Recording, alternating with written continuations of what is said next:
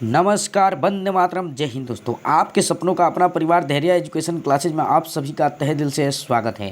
तो आइए आज स्टार्ट करते हैं एनसीईआरटी पैटर्न पर आधारित क्लास 12 फिजिक्स सब्जेक्ट को। आपको बता दें कि इस चैनल के माध्यम से 10 to 12 बोर्ड एग्जाम प्रिपरेशन 2021 की तैयारी बिल्कुल फ्री, राष्ट्र हित में, देसी शुद्ध भाषा में कराया जाता है।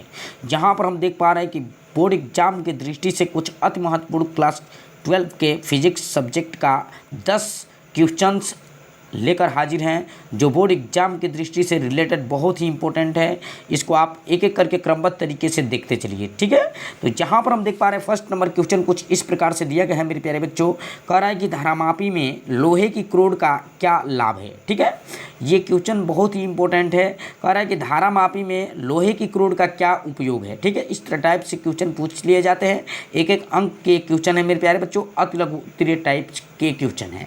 तो कह रहा है कि इससे चुंबकीय क्षेत्र की तीव्रता बढ़ जाती है, ठीक है। यानी कहने का मतलब धारामापी में यहाँ लोहे के क्रोड क्यों लगाए जाते हैं, इसका क्या लाभ है। तो सीधा हम बताएंगे कि इससे चुंबकीय क्षेत्र की तीव्रता क्या हो जाती है, बढ़ जाती है, तथा बल रेखाएं कह रहा है कि ध्रुव खंडों के बीच केंद्रित बिंदु की ओर जाती है, ठीक है। तो इस टाइप से आप इसको बता सकते हैं, कोई दिक्कत आपको नहीं होगा, ठीक। तो उम्मीद और आशा और विश्वास के साथ बता रहे हैं कि मतलब आपको समझ में आ रहा होगा, राइट। चलिए अगले नंबर प्रश्न की ओर रुख करते हैं हम दूसरे नंबर प्रश्न की ओर। आज का जो दूसरा नंबर प्रश्न है, चल कुंडली धारामापी की कुंडली क्यों घूमती है। क्या बात है, यानी चल कुंडली धारामापी की कुंडली क्यों घूमती है, ठीक। ये प्रश्न आपसे पूछ लिया जाएगा।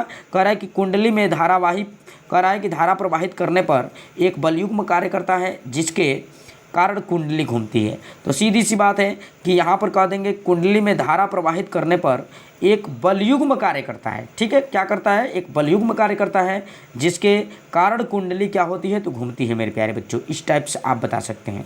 तीसरा नंबर प्रश्न जो है इसको आप देखिए, कह रहा है कारण सहित बताइए कि धारामापी अपने वास्तविक रूप में, कह रहा है कि धारा मापने के लिए क्यों प्रयुक्त नहीं होता है, ठीक है।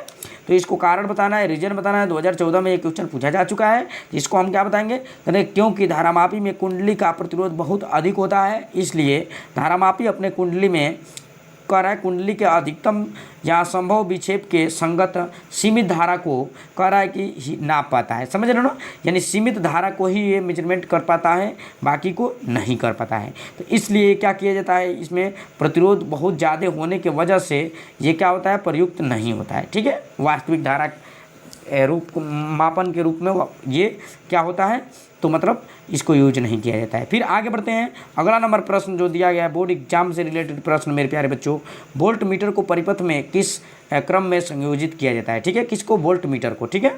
तो वोल्ट मीटर को परिपथ में किस तरह से मतलब संयोजित करते हैं, तो वोल्ट मीटर को परिपथ में समांतर क्रम में संयोजित किया जाता है। बिल्कुल दिमाग में रहे ये बात बोर्ड एग्जाम तक।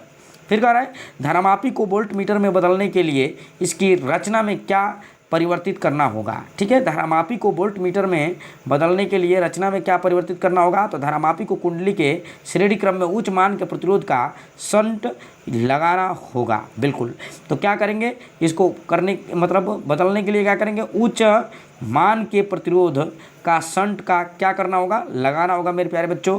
तब जा कर के ये क्या होगा, परिवर्तित होगा वोल्ट मीटर में, ठीक। अब आगे बढ़ते हैं अगले नंबर प्रश्न की ओर। छठा नंबर आपका प्रश्न जो है मेरे प्यारे बच्चों बहुत ही इंपॉर्टेंट है। यहाँ पर कहा चंड कुंडली धारामापी की धारा सुग्राहिता का व्यंजन लिखिए। 2019 बोर्ड एग्जाम में पूछा जा चुका है। तो चल कुंडली धारामापी की धारा सुग्राहिता का व्यंजक लिखना है आपको, अथवा चल कुंडली धारामापी की धारा सुग्राहिता को परिभाषित कीजिए। ये 20 में पूछा है। दोनों चीज़ें देखिए, ध्यान दीजिए, बहुत ही इंपॉर्टेंट है। तो आप क्या बताएंगे, तो यहाँ पर बताएंगे कि धारामापी की धारा सुग्राहिता, जहाँ पर देख पा रहे हैं कि धारामापी की धारा सुग्राहिता जो है यह कुंडली में प्रवाहित प्रति एकांक धारा के उत्पन्न विक्षेप के बराबर होती है, ठीक है। यानी कह रहा है यह कुंडली में प्रवाहित प्रति एकांक धारा के लिए उत्पन्न विक्षेप के बराबर होती है, ठीक है। तो यहाँ पर लिख सकते हैं धारा सुग्राहिता इज इक्वल टू आई, यहाँ पर दे रहा है कि फाई अपान आई, राइट, फाई अपान आई या NAB अपान C। इस चीज़ को आप समझिए कि कौन क्या है। यहाँ पर ध्यान से देखिए, जहाँ N कुंडली में फेरों की संख्या, A क्या अनुप्रस्थ काट का क्षेत्रफल है, B क्या है चुंबकीय क्षेत्र है, C का है मरोड़ दृढ़ता है मेरे प्यारे बच्चों। बिल्कुल इस समझ में आ गया होगा। अगले नंबर प्रश्न की ओर चलते हैं। 2006 में पूछा है चुंबकीय आघूर्ण सदिश राशि है अथवा अदिश राशि है, ठीक है। चुंबकीय आघूर्ण सदिश राशि है अथवा आघूर्ण ये अदिश राशि है। तो इसको बताएंगे चुंबकीय आघूर्ण एक सदिश राशि है। समझ में आ रहा है बिल्कुल बात। चुंबकीय जो आघूर्ण है क्या है, एक सदिश राशि है। बिल्कुल समझ में आ गया। ये 2006 में पूछा गया है।